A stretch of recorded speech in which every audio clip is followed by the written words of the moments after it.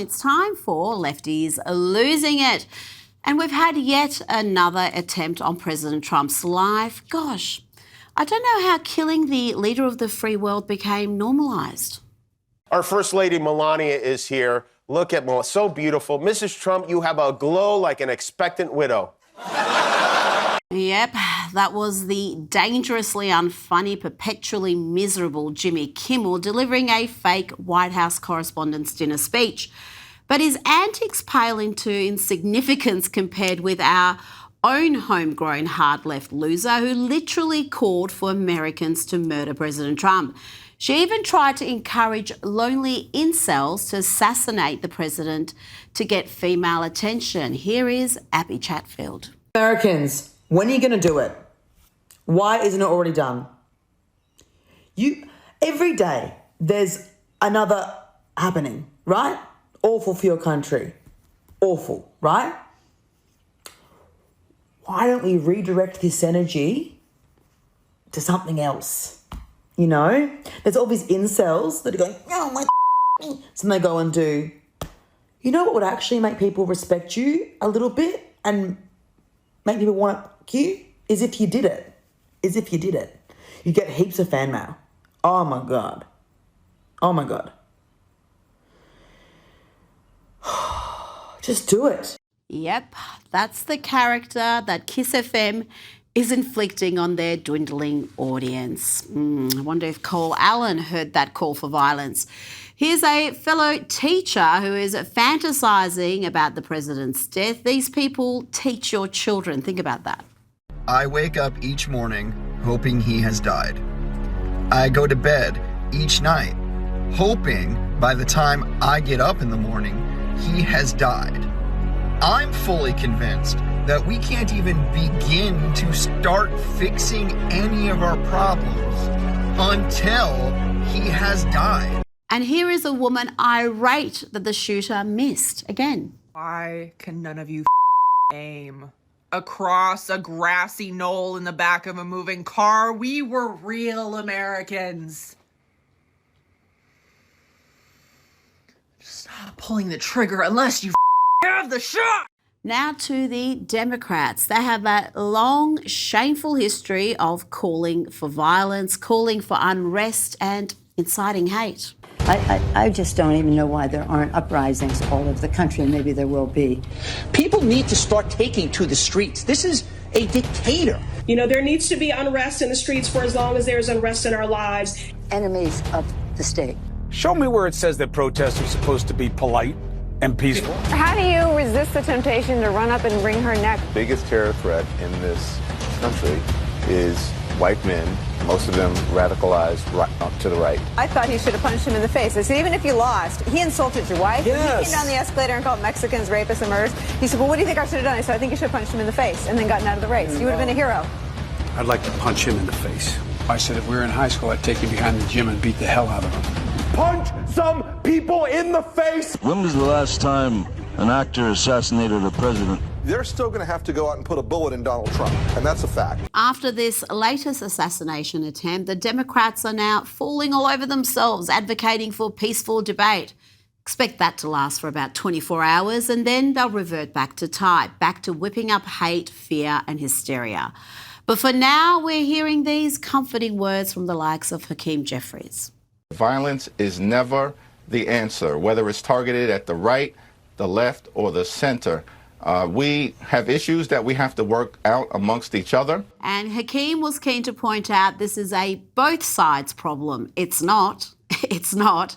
And he also wants us to believe the virulently anti-American forces that hate President Trump, hate him so much that they're now siding with the Iranian regime. Well, we must believe that they actually really deep down love America. Do the best that we can to set the most appropriate example. Again, to disagree with each other strongly when necessary, to battle it out in the public sphere of ideas, but to make sure that we respect the opposition in terms of those disagreements that are anchored in principle, and also to make clear that everybody, whatever your ideological perspective is, we all love America. Oh, do we? Do we really, Hakeem? It was only a few days ago, less than a week ago, when good old Hakeem was posing in front of this image, and he was pushing a message of maximum warfare everywhere, all the time. Doesn't sound terribly peaceful to me. Sounds rather violent. And let's not forget this messaging from Hakeem, characterising the MAGA movement as extremists who are threats against the nation. The threat right now in this country to the American people are extreme MAGA Republicans. That's the threat. That's the problem. That's the crisis that we confront.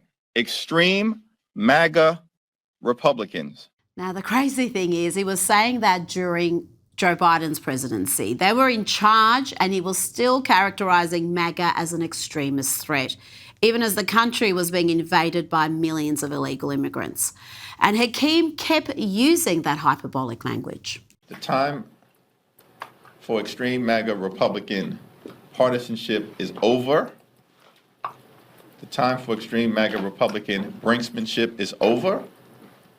The time for extreme MAGA Republican gamesmanship is over. It's time to do the business of the American people and the free world.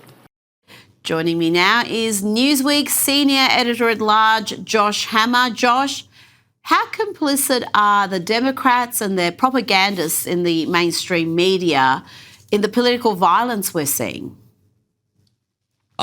Extremely complicit is the short answer of this, Rita. I am sick off my rear end of this notion that both sides in America's royal and political debate are equally to blame for the current state of political violence in this country. That is one of the biggest loads of crap that the media and the elites in this country have ever attempted to force feed the American people. And no one in their right mind should buy this. Period, full stop, end of story. In my telling of the story, Rita, this goes back at least as far back, arguably further, but it goes at least as far back as Floyd Lee Corkins, who tried to shoot up the Family Research Council, the social conservative think tank in Washington, D.C. back in 2012. Then you, of course, had James Hodgkinson, who tried to shoot up the Republican congressional baseball team. He actually almost did fatally wound Steve Scalise there back in 2017. You had Nicholas Roski, who tried to fly cross country and try to assassinate Brett Kavanaugh. He had zip ties trying to commit an unspeakable act there to try to prevent the Dobbs opinion overturning Roe versus Wade. You had the assassination of my friend Charlie Kirk. Then you now have 3 attempts on Donald Trump's life. The manifesto of this most recent would-be assassin, Cole Thomas Allen, the manifesto is positively chilling. He's not mincing words there, Rita. He's telling us exactly how he feels there. He was sick of Donald Trump, who he refers to as a pedophile and a rapist and a traitor and this, that, there. He was sick of him and his minions, his cabinet members, actually leading this country there, and he wanted to take matters into his own hands. This is the logical consequence of an entire political movement that for years, for at least a decade or two, in the era of wokeism and hyper-progressivism, has intuited and has disseminated this notion that words are violence and that violence and words are interchangeable and are essentially the same thing there. And you have these streamers like Hassan Piker who are now openly advocating for it. I was just watching this clip on social media earlier today there, this compilation. It's like a 4-minute long compilation of Hassan Piker just calling for violence over and over and over again there. And now you have most recently Ro Khanna out in Silicon Valley, who once upon a time styled himself a moderate Democrat. Ro Khanna was from Silicon Valley. He was trying to get the donations of all these major corporations out there. He actually is saying that he has no regrets about appearing with Hassan Piker, who openly calls for the murder of Rick Scott, my senator here in Florida.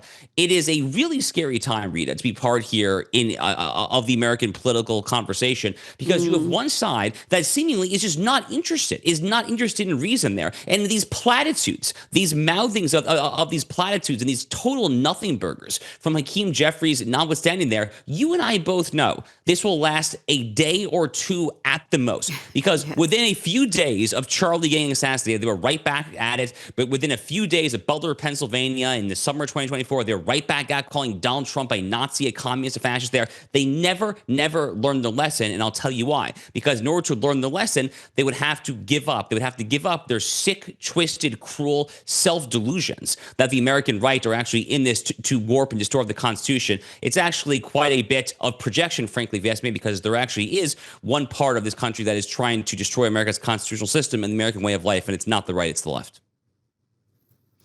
Certainly isn't a both sides issue, as you just brilliantly explained. And this particular individual was an educator, a teacher, and we see that so often. I've played so many clips on Lefties Losing It. We mock them, but really it is a serious issue of teachers advocating for violence, nurses, people part of the medical profession advocating for political violence. How did this become mainstream, Josh? How did so many people feel it was okay to film themselves calling for violence and sharing that with the world? You know, it's increasingly also becoming something of a so-called elite institutional thing. So this individual, Cole Thomas Allen, is a graduate of Caltech, the California Institute of Technology, which every year is a top 10, top 15 ranked American university. I saw a shocking poll last summer out of Harvard University, maybe America's single most famous university of them all, which showed that the percentage of Harvard students who say that political violence can sometimes be acceptable, sometimes, to prevent someone from actually just airing their opinion there, the percentage of Harvard students, according to the poll I saw, who said that it can be acceptable sometimes was over 30%, between 30 and 35%, so roughly 1/3. I mean, it's very difficult to think about how this country survives. And I'm really not being hyperbolic. I mean, this is our 250th anniversary, the Declaration of Independence. We hold these truths to be self-evident, that all men are created equal, some of the most stirring words ever written. We celebrate the quarter millennium mark of that this July 4th. It's going to be an amazing party in the nation's capital. Donald Trump will host a party like none other. But I think it's seriously worth pondering whether at our current trajectory, this country will still be around 250 years from now. I think back to 1787, which is the year that the wise men gathered in Philadelphia during a most sweltering summer and penned the greatest charter of self-governance ever known to mankind, the U.S. Constitution. And famously, upon exiting the convention, Benjamin Franklin saw a local Philadelphia socialite, and the socialite said to Mr. Franklin, what form of government have you wise men given us? And Ben Franklin said, Doctor, we have given you a republic if you can keep it. And a republic is only kept, Rita, when the people actually settle their differences with words and at the ballot box. But the moment that we stop settling our differences with words and with the ballot box, and we start picking up knives and guns instead, that's it. I really feel that it could all be over. I'm not saying it's happening anytime soon there, but we really are on the precipice of something quite dark happening in this country there. It's been a trend building up for a long time there. There's been an anarchist movement in America, by the way, for a very long time. William McKinley, actually, who was assassinated right around 1901. He was actually assassinated by the American anarchist movement there. So you're essentially seeing this 21st century reincarnation of this communist anarchist movement evolve. Hassan Piker really is kind of the embodiment, frankly, of this particular trend. But it's gotten so much worse there in the era of Barack Obama and onwards there. And it's very difficult sometimes to try to see how this starts to wind down. It's going to take someone who has serious clout on the left there